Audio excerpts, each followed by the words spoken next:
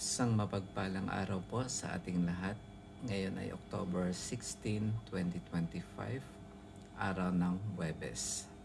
Basahin po natin ang ating mabuting balita ayon kay San Lucas, chapter 11, verse 47 hanggang 54. Papuri sa iyo, Panginoon.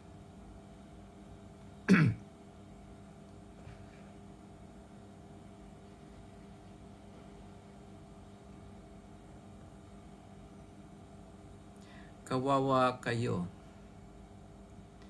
Ipinagtatayo ninyo ng magagarang libingan ang mga propetang pinagpapatay ng inyong mga magulang.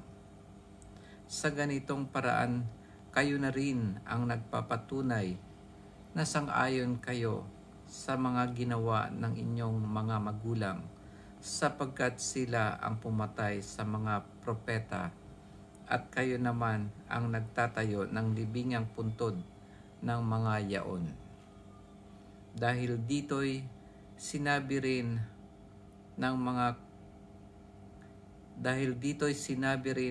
ng karunungan ng Diyos, magsusugo ako sa kanila ng mga propeta at ng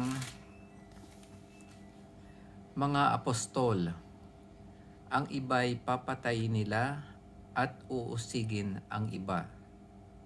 Sa gayoy, lalagpak sa lahing ito ang parusa dahil sa pagpatay sa mga propeta, buhat ng itatag ang sanlibutan, magmula kay Abel hanggang kay Zacarias, na pinatay sa pagitan ng damba ng sunugan ng mga handog at ng gusali sa templo.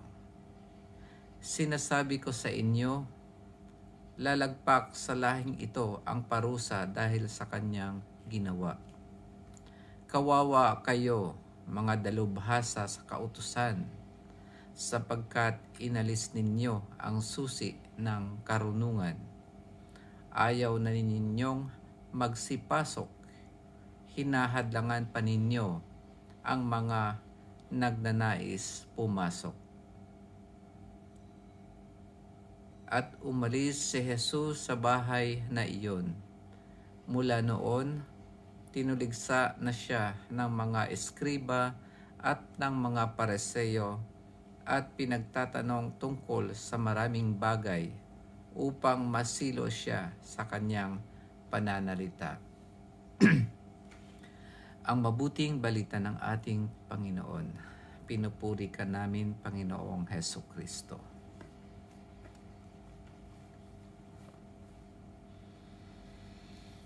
Yan po ang ating mabuting balita sa araw na ito. At ang ating pong mensahe para dun sa ating mabuting balita ay yung mga eskriba at yung mga taong against dun sa ating Panginoon sa panahon ni Jesus ay hindi pinapayagan ang ibang tao na makapasok dahil sila mismo ay ayaw din pumasok sa kaharian ng Diyos. Ito ay sa pamagitan ng kanilang mga kautusan na pawang mga panlabas na pakitang tao lamang at hindi totoong tapat at hindi totoong matuwid sa ating Diyos.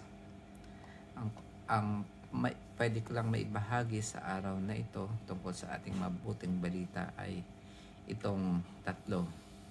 Ang una ay ang pagiging matuwid sa mata ng Diyos ay isang kaloob na natanggap natin sa pamamagitan ng pananampalataya at hindi dahil sa gawa ng mga batas.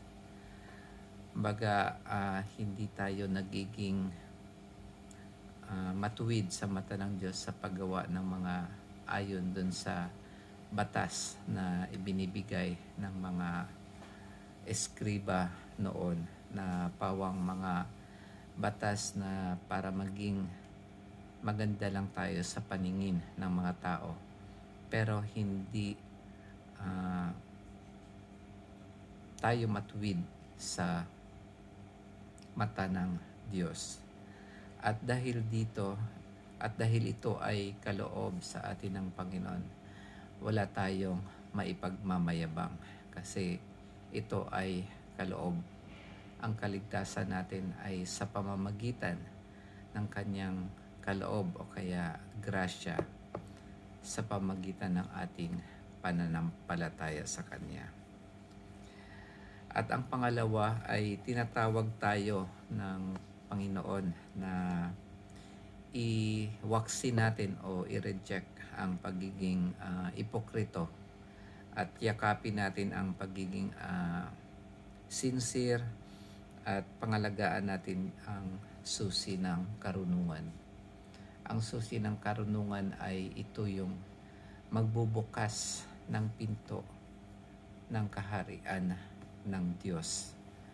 Kumbaga, hindi tayo, yung ay nabanggit ko na hindi tayo lumalapit sa Diyos para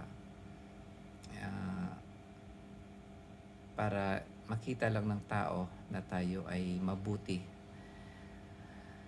Lumalapit tayo sa Diyos dahil alam natin na yun ang nararapat na gawin at ina-acknowledge natin na siya lamang ang dapat na bigyan ng parangal at papuri. Ang pangatlo po ay ang dapat maging tugon natin sa Diyos ay sa Diyos ng awa ay ang pagiging mapagpakumbaba at yung integridad natin sa ating mga gawa. Sabi nga doon sa unang pagbasa tsaka yung sa Psalm, kung titingnan yung mga pagkakasala natin, ang mga pagkukulang natin, ano na lang tayo? Kumaga wala tayong kwenta kung yun yung titingnan sa atin. Dahil lahat tayo ay nagkasala, walang kahit sino man ang matuwid sa Diyos. Pero ito yung panawagan sa atin ng Diyos, ang ating Diyos ng awa, ang Diyos na nagmamahal sa atin at tayo ay tinuturing na bilang anak niya. Sabi nga doon sa narinig ko kanina sa YouTube, si Satan kilala tayo sa pangalan, pero tinatawag tayo sa ating mga kasalanan.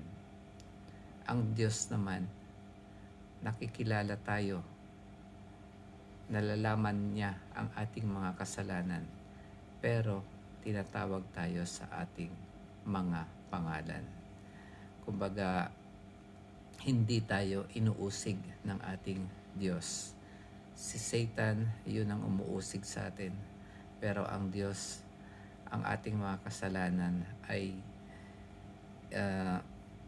iniligtas niya tayo sa pamagitan ng pag-aalay ng kanyang bugtong na anak na si Jesus, at tayo ay kanyang tinatawag sa ating mga pangalan.